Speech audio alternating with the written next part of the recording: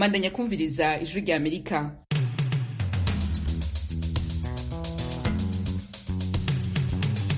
Radio ijwi rya Amerika isamira na Washington DC mu Kirundi no mu Kinyarwanda. Mu Burundi muyumva ku mirongo migufi ya shortwave kuri metero 19 na 22. Mu Rwanda muriko mutwumva kuri FM 104 n'ibice bitatu y'ijwi rya Amerika no kuri FM 88 n'ibice bitatu ya radio Inshuti ya Bose. Ikaze makuru kuri no mugoroba mugiye gushikirizwa na Joe Diane Nininahazwe.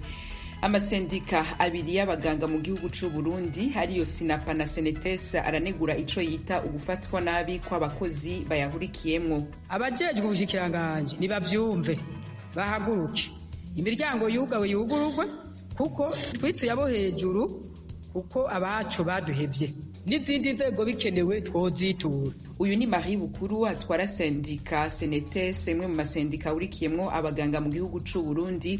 Hakurya y'u Burundi mu Rwanda naho umwaka urarumanye umunsi ku yundi, imipaka yugawe mu ntumbero yo gukingikiza ca COVID-19. Abadandaza bo mu karere ka Rusizi muri ano makuru baragaruka ku ngaruka ibi vyabateye. Musangwa ikaze kw'idonido y'ano makuru yose duce ku masonga. Amakuru tubafitiye reka ariko tuyahere muri Congo Brazzaville, aho abanyagihugu bazindukiye mu matora y'umukuru w'igihugu. President Denis Sassou Nguesso amaze imyaka 36 ku butegetsi ahanganye n'abakandida batandatu baje bamaze kuvuga ko atamuco uri mu matora y'uno munsi kuwa Mungu. Denis Sassou Nguesso w'imyaka 77 ariko arondera indi manda y'imyaka 5.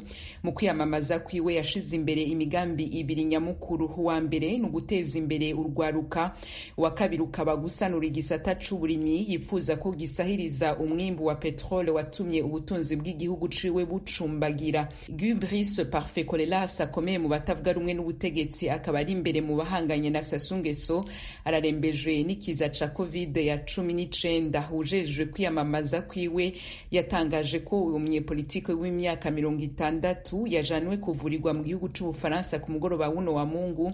Muri video yashize ahabona ejo biboneka ko atatuguvagira yabwiye abanyagihugu muri Congo Brazzaville ati ndikongwana n'urupfu ariko ndabasavye muzohagurukane niyonka muje gutora ihinduka. Sinagwaniye ubusa. Inyuma y'ayo majambo Guy Brice yaciye asubizamwo ivyuma vyariko bimufasha guhema. Mathias Zone yahoze ari umushikiranganje w'ubutunzi muri Congo Brazzaville akaba mu bakomeye batavuga rumwe n'ubutegetsi bariko bahiganira ikibanza ca president. We yatangaje ko atazokwemera ivyavuye mu matora. Mu kiganiro yahaye radio y'abafaransa RFI yasiguye ko umurwi ujeje gutegura amatora uhengamiye ku ruhande rwa President Denis Sassou Nguesso. Utundi twasorobo abatavuga rumwe na leta muri Congo Brazzaville batanga ko uturorero mu kunebagura itunganyo ry'amatora no kuba inama y'abepiskopi katolika yarimwe impusha zo kurungika indorerezi zayo zirenga 1000 mu biro bitandukanye vy'amatora.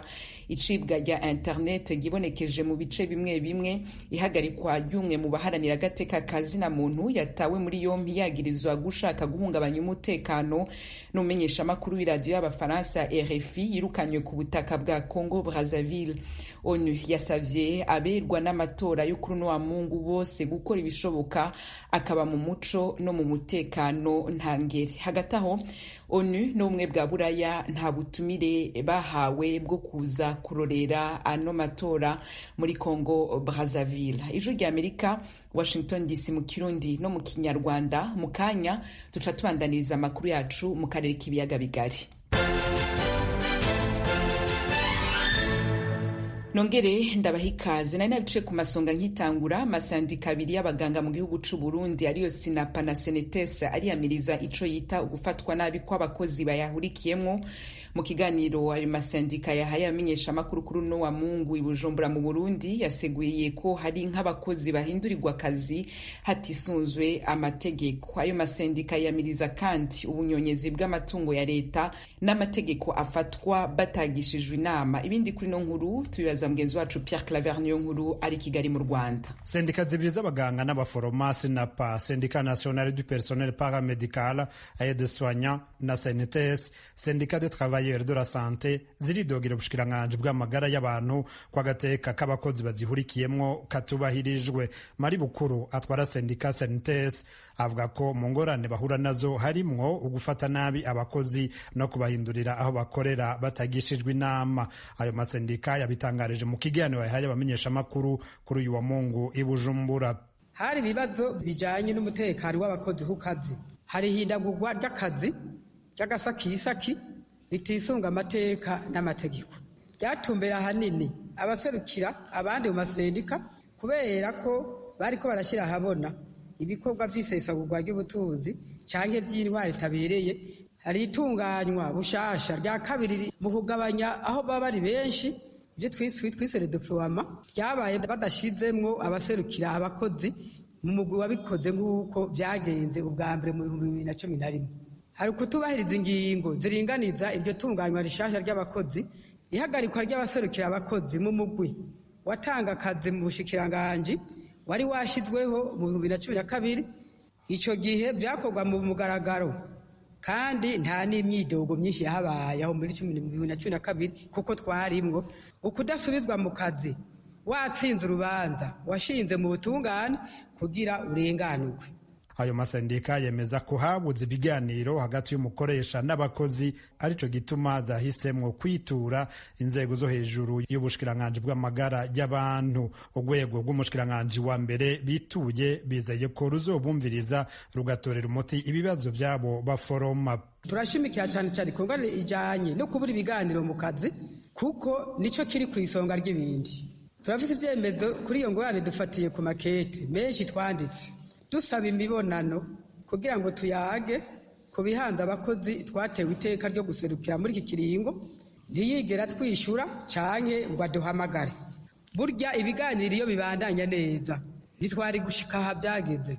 Iyo rero bidashobotse, amategeko mu bijanye n'ibiganiro mu kazi urafise uburenganzira bwo kwitura inzego zo hejuru yaho wituye batashatse kukumviriza.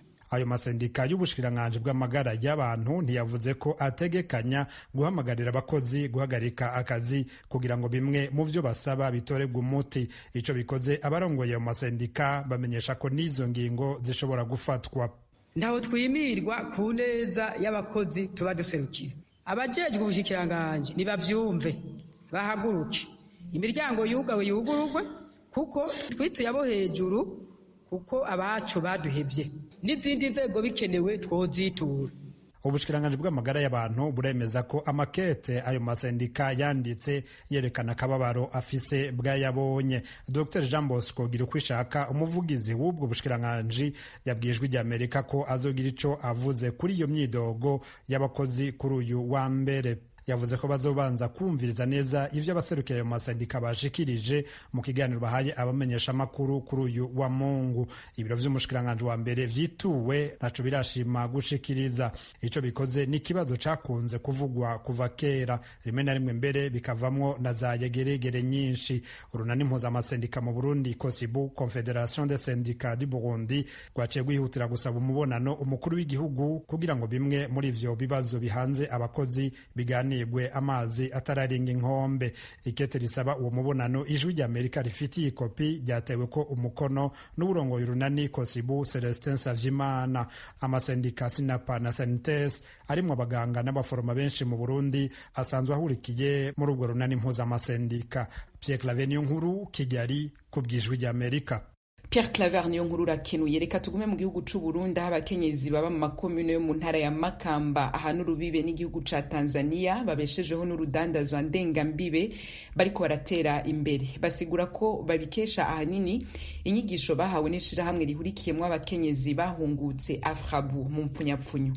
Ino nkuru y'Ijwi ry'Amerika yateguye iciye ku bakunzi bayo mu Burundi, turayisomerwa na mugenzi wacu Desire Hatungimana ari Kigali mu Rwanda. Abakenyezi bakora urudandazwa ndengambibe bo mu makomine y'intara ya Makamba ahantu rubibe n'igihugu ca Tanzania turi mu manuko bw'u Burundi bavuga ko ubu bariko baratera imbere. Niyo gushima Eveline akora urudandazwa ndengambibe niwo muri komine Mabanda yabwiye abakunzi b'Ijwi ry'Amerika ko we na bagenzi we inyigisho baronse zabafashije kumenya gutandukanya urudandazwa ndengambibe. nk'akarorero baratwigishije ukuntu dushobora gukoresha amahera mu buryo bwiza, bongera baratwigisha ku bijyanye no gutunganya umwanya mu rudandazwa rwacu tuba turiko turakora ruto rw'abakenyezi njabukambibe. Ivyo rero byaraduhaye kugira amahirwe meza mu miryango turimwo, bikaduha gutahura gutunganya umwanya ku buryo dushobora gufata umusaruro, tugafata ibintu nk'ikintu twakoze ejo bashobora kugikora nk'uno munsi. Ego ivyo twarabirose mu bumenyi cyane, barakoze ahubwo. Abakenyezi bo mu manuko bw'u Burundi hari ikindi bashima inyuma y'inyigisho z'ishirahamwe Afrabu rihurikiyemwo abakenyezi bahungutse. Umupfasoni Shukuru wo ku mugwa mukuru w'intara ya Makamba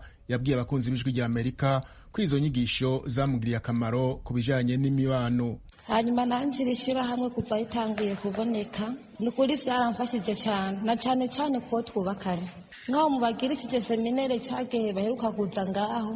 Ubu hoho urudandazwa rwanje ndarukora atangorane kandi tukumvikana. Ibijanye naho no kuguranana je naratoye ingurane, ndayitoye misanzwe ndandaza ibintu nk'ibirato, impuzu, ndatora ingurane rero ndayakoresha. Je mbona ibintu bimeze neza kweri, mwaragize neza kudufasha. Hari ibintu vyinshi mugenda muratwigisha nanje, kandi bituma nanje urudandazwa rwanje ndarukora neza. Namba no bangiye kurangura nkazana ivyo bintu vyugashira nkaza bwije nta ngorane, kuko ubu yarize yaratahuye mu rugo kandi n'amahoro. Abadandaza b'abakenyezi ndengambibe bavuga ko ishirahamwe Afrabu ryabafashije guhindura uko bakora urwo rudandazwa. Bavuga ko mu kujabuka mu gihugu kibanyi ca Tanzania baca mu nzira z'ikinywabi, ariko ubu bakurikiza amategeko. Sindayihebura Olive n'umwe muri abo bakenyezi bakora urudandazwa ndengambibe n'uwo muri komine Mabanda. Iki vy'ukujabuka imbibe n'ukuri caratwigishije cyane. Ubu tujabuka neza kandi tukavugana neza, ibidandazwa vyacu tukabizana neza, kubera tushitse na kuri overi turavugana neza, bakadupimira umuzigo wacu neza. Jewe ikintu ndangura ikintu c'imboga, isamaki canke indagara, ndazikura muri Tanzania ndazizana iwacu mu Burundi. Nukuri twemwe turabizana neza kandi mwaratweretse neza, emwe tuvugana neza, ibintu vyacu tukabizana neza. Nukuri kandi ndakibashimiye cyane. Muri izo nyigisho zo kunagura abakenyezi bakora urudandazwa ndengambibe, ishirahamwe ry'abakenyezi bahoze mu buhungiro Afrabu ryitwaza abahinga batanga inyigisho. Leonard Bizimana, umuhinga mu bijanye no kwiteza imbere, yabwiye abakunzi b'ijwi rya Amerika ko mu nyigisho yatanze harimwo guhamagarira abakenyezi kwiteza imbere bakoresheje uburyo buke bafise. Buke gushikana umusiba ku mugezi nkuko bivuga mu Kirundi. Abo rero tubabwira tuti uhereye ku mafaranga mufita iterambere rirakunda. Cyo twabwira ngo ibyo mubuze mu bironderere mu byo mufise, kuko burya rimwe na rimwe abantu bavango babuze amafaranga, ariko habanamba abantu babura amafaranga abateza imbere, ahubwo babura ivyiyumviro ibateza imbere. Nicyo gituma umuhinga umwe yavuze ati reka ndetse n'umugani w'Abayuda uravuga ngo abantu bama bijogota ko buze amafaranga, ngo nta urijogota ko abuze ubwenge. Rero twebwe dufatanya izo mpande zibiri, kwigisha umuntu guhindura ivyiyumviro, guhindura imico, kugira ngo tumuhamagarire kwiteza imbere, azi impamvu yo kwiteza imbere, bikamutera gushira ihangiro rirama, maze ihangiro rimushikana ku ndoto ziwe nziza. Ivyiyumviro ni itunga rya mbere rikomeye ry'umuntu, hambira ibikorwa bikaza vyuhiye.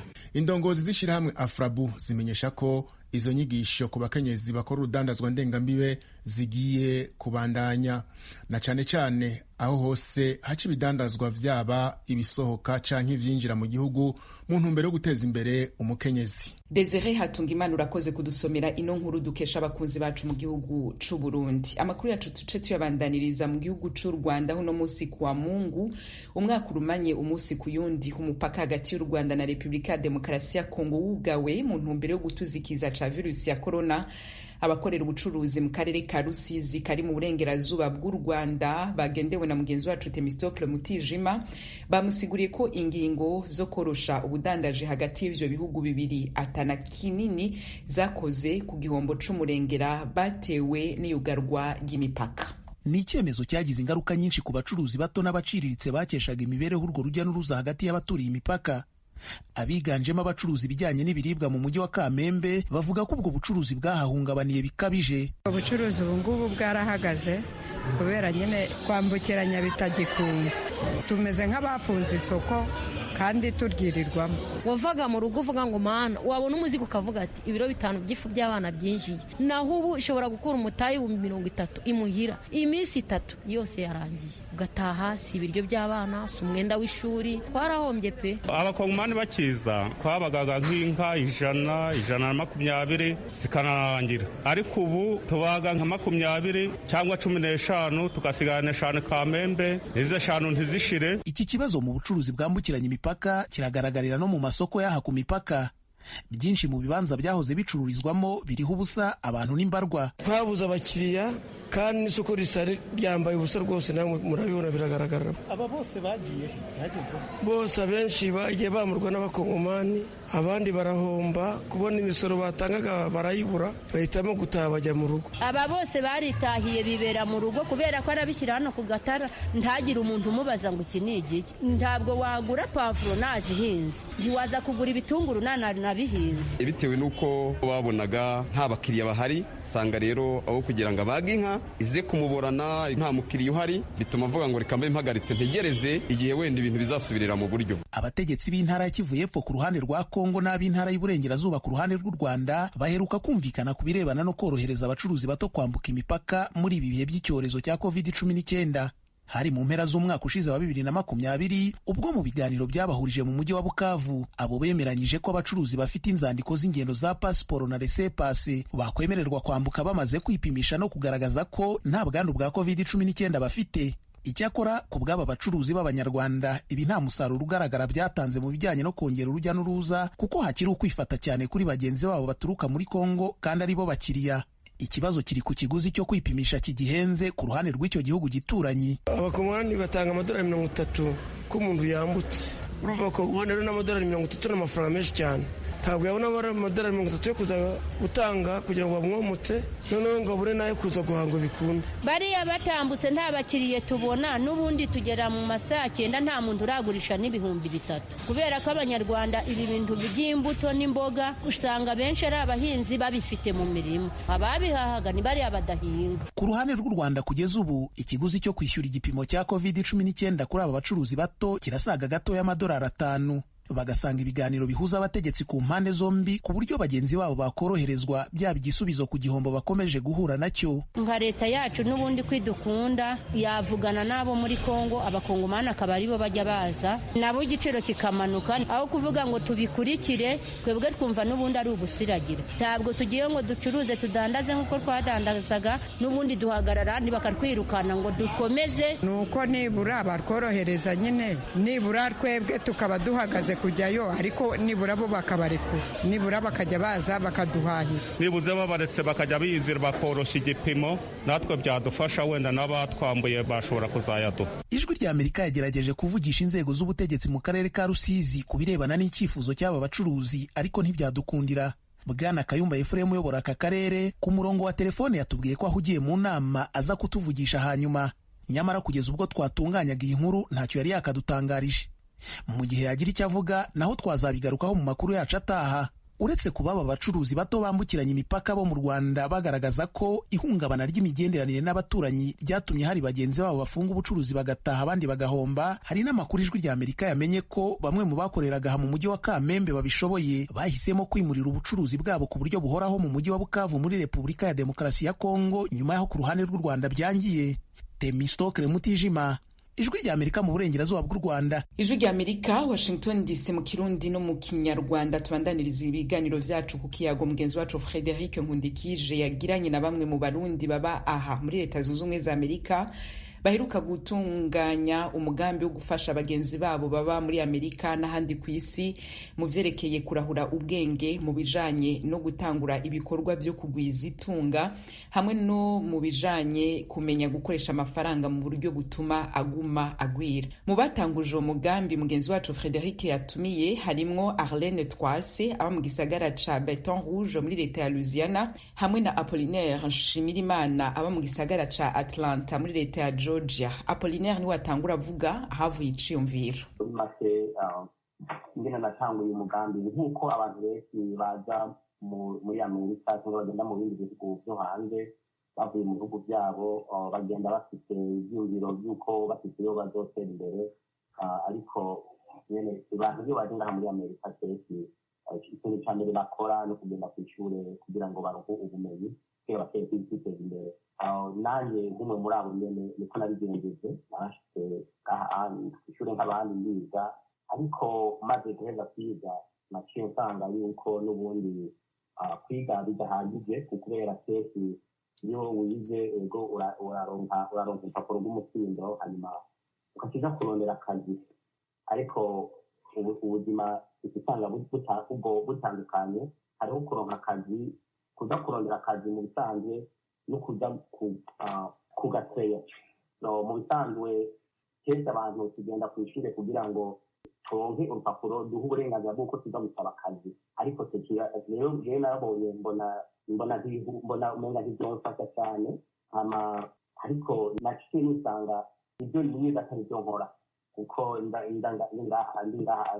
ibintu byo kubaka ndagenda ndubaka ndatangura kwikorera jenyene mvuga nti ndi bosi wanje yewe nyene nikorera kuko narabona ko gukorera uwundi muntu byari bigoye kubera wasanga mu bisanzwe ukorera umuntu usanga ubuzima bwawe umukoresha wawe ariwe abukontorora usanga umukoresha wawe akontorora amahera ukorera agakontorora n'umwanya ukorera ko kubera ko ugiye kuza gukora isaha izi utegeza gushobora kumubwira iyo umubwiye kubunda yuko reka uwo mwanya wewe uri kuramwonera kuba uri kuramwonera business rero nasiye mpitamwo gukora iby'iwanjye nkora business iwanjye ariko mu nyuma nabaye nkibandanya mu nyuma nararavye usanga gukorera amahera naho nyene bihagije kuko naciye nsanga keki nararuka cyane nkorera amahera amuganje nsanga biba byiza nize n'ingene amahera akora. Ico ni ikibazo gihambaye cyane rwose kumenya ingene ukoresha amafaranga. Ico kibazo turakigarukako mu kanya, ariko nashaka n'umufasoni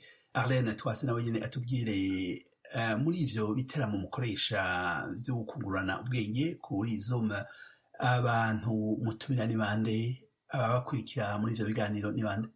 Eko Frederic, ibiganiro tugira iyo kuri Zoom ni byuguriye ku bantu bose bakeneye kwiga kugira ngo biteze imbere, bamenye nk'uko Apollinaire bivuze, kwigura mu bwenge bwo kumenya ingene ushobora kwikorera n'ingene ushobora gukoresha amahera uba uhembwa.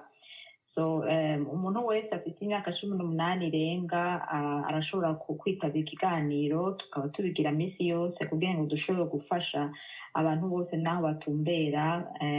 Muri kano kanya bibera muri Tanzania no muri Canada, ariko umva twizeye yuko bishobora kuzoheza bigashikira n'ahandi no mu gihugu cacu kugira ngo dushobore kumenya ingene dushobora gufasha abandi no kwiteza imbere. Apollinaire Nshimirimana, mwavuze ikibazo gihambaye cyane rwose, mwarize amashuri mwiga ivyerekeye kubaka, ariko mubona ko kuja gusaba akazi atari ikintu co bafasha cyane rwose, muhitamwo gutangura kwikorera. Ariko ikibazo cyo gutangura kwikorera ni ikibazo gitera ubwoba abantu benshi. Mwebwe mwagize ubwoba mwiyumvire ko mutezwa gutangura nka entrepreneuria, mugatangura gushinga akazi, mukiha akazi mwebwe bwenya? Ni kuri murakoze cyane kuri icyo kibazo kuko uko mukivuze niko cyari kimeze, ariko mu bisanzwe cyane cyane uri mu gihugu utavukiyemwo kugira ngo uze kuja muri business ugire ihiganwa n'abandi bantu usanga bamenyereye bavukiyeho n'abandi kuburi babimaze n'igihe kinini muri domeni iyo ari yose, usanga bimeze nk'ibiteye ubwoba. Ariko icyo nabonye mu buzima, ikintu nibye mu buzima narigeze gufata icigwa kijanye n'ivya business, hanyuma ndabona ndasanga kugira ngo umuntu abantu bose bateye imbere n'abantu bakora ibintu badashaka umva batigeze bifuza gukora ikintu abandi bantu badakora mu bisanzwe, ibintu abantu kugira ngo amahera nta kintu kiza kitagoranye, amahera napfa kuko nyene ntiyamugwa ku biti, tegerezwa gukora. Rero umwanya nakoreye gukorera umuntu, haca mbona yuko umwanya nkoreshereje uwo muntu ahubwo ngiye kwiga ingene nanjye ndonka amaze kugira ngo nshobore kwikorera, kubera ubuhinga nzi ndabukoresha agakorera amahera, ubona yakorera amahera kunsenzi yankorera kubera yarampemba yarankonora n'ayampemba.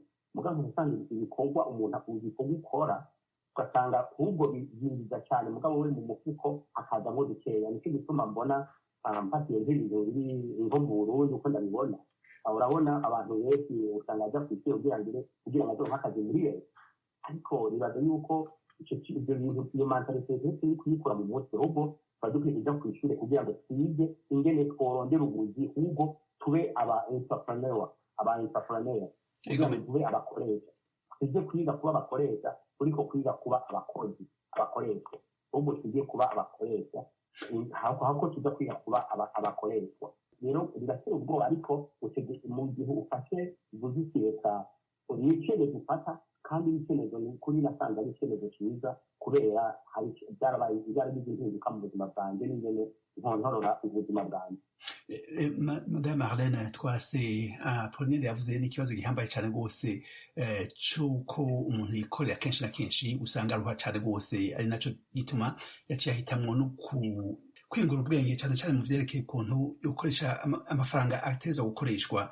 Ikibazo cyo kunanirwa cyane mu gihe umuntu yikorera mu gifata gute mu kivuga ko naje nibaza yuko byavuze ari cyo kimwe mu kintu byose hari ntibyoroshe naho gukorera umuntu nawe nyene harageraho uruha ugakora amasaha menshi mugabo ukazokwama ufise iyo control atayifise.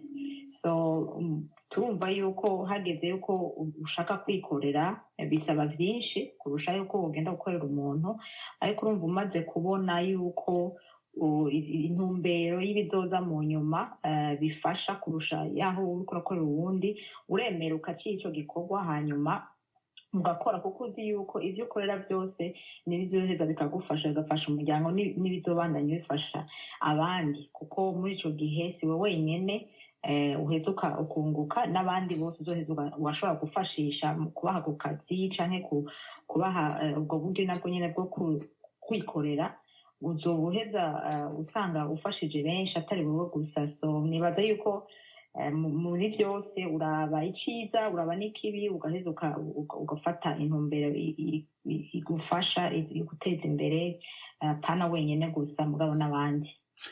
Pauline Nshimirimana, ikibazo mwavuze kijanye n'ikoreshwa ryiza ry'amafaranga, inyigisho y'ukuntu amafaranga atezwa gukoreshwa ni ikintu gihambaye cyane rwose mu gihe abantu baba bashaka kwiteza imbere. Mugira icyo mukivuzeko? Murakoze cyane rwose kuri icyo kibazo.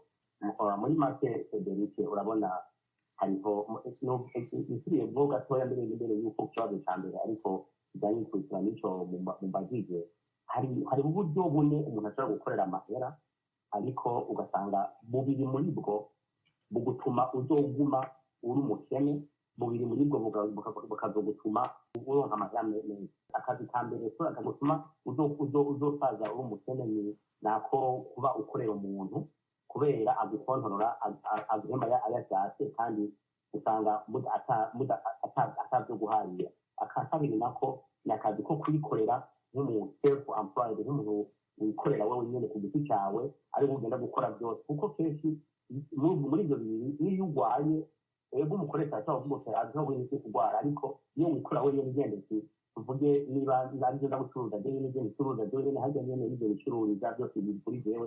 Iyo urwaye n'amahera atagwara n'umushahara ukigwara kubera utagiye gukora zo ibihuhembwa. Muri icyo gihe umwanya usanga ugukontorora ahandi ho ugasanga mu bosi wagukontorora. Hariho bibiri navyo rero, icya mbere nico kuba ufite business. Uko ufite business ufite abantu ni wowe umukoresha, ufite abantu bagukorera hanyuma ukabahemba, urumva bakora ari benshi ugasanga ni wewe uhembwa. Ufite abantu ijana bagukorera, urumva yuko buri gikorwa umuntu akora urahembwa, urumva birasumba ko ingufu zawe zirasumbwa n'abantu ijana.